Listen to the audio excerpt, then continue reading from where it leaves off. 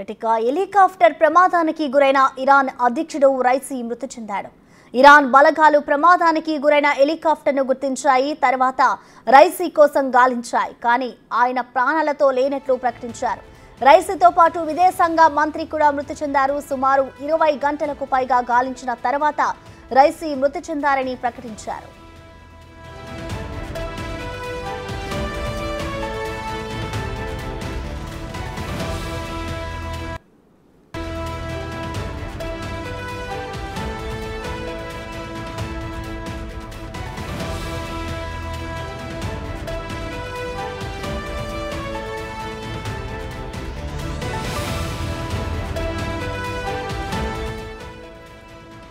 Helicopter ప్రమాదానికి గురైన Iran అధ్యక్షుడు రైసీ మృతి చెందాడు. ఇరాన్ బలగాలు ప్రమాదానికి గురైన హెలికాప్టర్ను గుర్తించాయి. తర్వాత రైసీ కోసం గాలించాయి. కానీ ఆయన ప్రాణాలతో లేనట్లు ప్రకటించారు. రైసీతో పాటు విదేశాంగ మంత్రి కూడా మృతి చెందారు. సుమారు 20 గంటలకు పైగా గాలించిన తర్వాత రైసీ మృతి చెందారని ప్రకటించారు.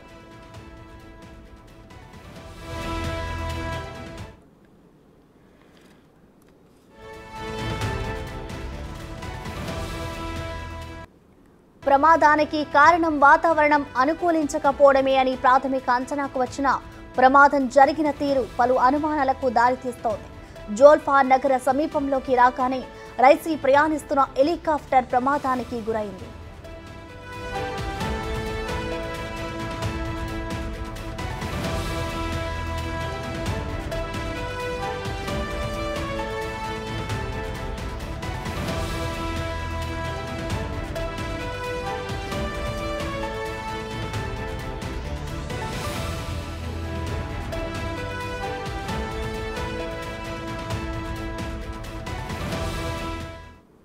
హెలికాప్టర్ ప్రమాదానికి గురైన ఇరాన్ అధ్యక్షుడు రైసీ మృతి చెందాడు. ఇరాన్ బలగాలు ప్రమాదానికి గురైన హెలికాప్టర్ని గుర్తించాయి. తర్వాత రైసీ కోసం గాలించాయి. కానీ ఆయన ప్రాణాలతో లేనట్లుగా ప్రకటించారు. ఇక దీనికి సంబంధించిన మరింత సమాచారం మా ప్రతినిధి శివ అందిస్తారు. శివ, చెప్పండి. దాదాపు 20 గంటలు గాలించిన అనంతరం ఇరాన్ అధ్యక్షుడు రైసీ మృతి చెందినట్లుగా కూడా తెలుస్తోంది. దీనికి సంబంధించిన డీటెయిల్స్ ఏంటి శివ? దీన్ని ఎలా చూడాలంటారు?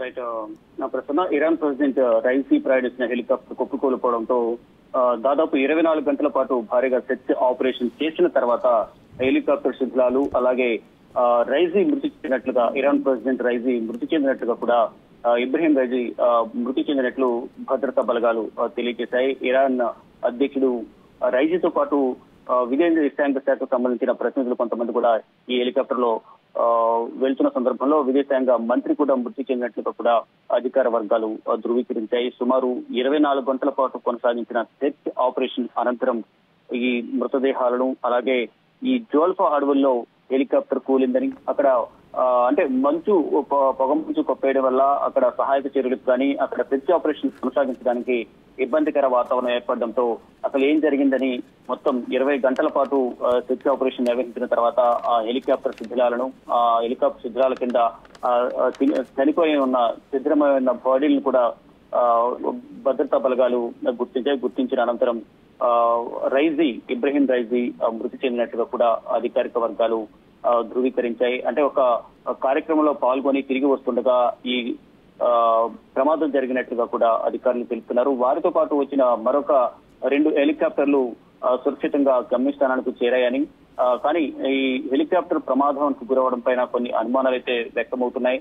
అంటే అక్కడ ఏదైతే కూలిపోయిన హెలికాప్టర్ ప్రయాణిస్తున్న 2 వ్యక్తులతో మాట్లాడిన తర్వాత ఇరాన్ అధికారులు క్రాష్ సైట్ కోసం 22 కిలోమీటర్ల దూరంలో ఉన్న అడవుల్లోకి వెళ్లి అక్కడ మొత్తం సెర్చ్ ఆపరేషన్ నిర్వహించిన తర్వాత ఈ హెలికాప్టర్ కుప్పకూలినట్లుగా కూడా దీంట్లో ప్రయాణిస్తున్న వారందరూ కూడా మృతి చెందినట్లు వారు గుర్తించారు. అంటే ఇదే మార్గంలో ఈ హెలికాప్టర్ తో పాటు 3 హెలికాప్టర్లు వెళ్తున్నాయి. కానీ దాంట్లో వేరే హెలికాప్టర్ లో రాష్ట్రపతి ప్రయాణిస్తున్న హెలికాప్టర్ మిగతా 2తో సంబంధాలు కోల్పోయినట్లుగా కూడా తెలుపుతున్నారు. ఇక వారు ఈ హెలికాప్టర్ కోసం అన్వేషించడం ప్రారంభించిన తర్వాత హెలికాప్టర్ లో ఉన్న వారిలో ఒకరితో విమాన సిబ్బందితో సంబంధాన్ని, అంటే వారితో మాట్లాడడం కుదరకపోయినప్పటికీ కూడా ఈ సెర్చ్ ఆపరేషన్ నిర్వహించిన తర్వాత ఈ హెలికాప్టర్ డోల్ఫా అడవుల్లో కుప్పకూలిపోవడంతో సెర్చ్ ఆపరేషన్ నిర్వహించిన తర్వాత ఫైనల్ గా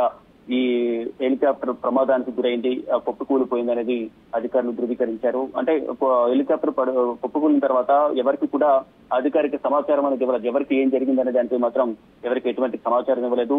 అధికారికంగా ధృవీకరించిన తర్వాత మాత్రమే ఈ అడవుల్లో హెలికాప్టర్ శిథిలాలు దొరికిన తర్వాత దాంట్లో ఎవరెవరు ప్రయాణిస్తున్నారు, ఎవరు ప్రాణాలతో ఉన్నారు, ఏంటి అనే దానిపై మొత్తం డీటెయిల్ గా వారు సెర్చ్ ఆపరేషన్ నిర్వహించిన తర్వాత మాత్రమే ఇరాన్ అధ్యక్షుడు ఇబ్రహీం రైజీ మృతి చెందినట్లుగా కూడా ఇరాన్ కు సంబంధించిన రాయబార కార్యాలయం అధికారులందరూ కూడా ప్రకటించారు.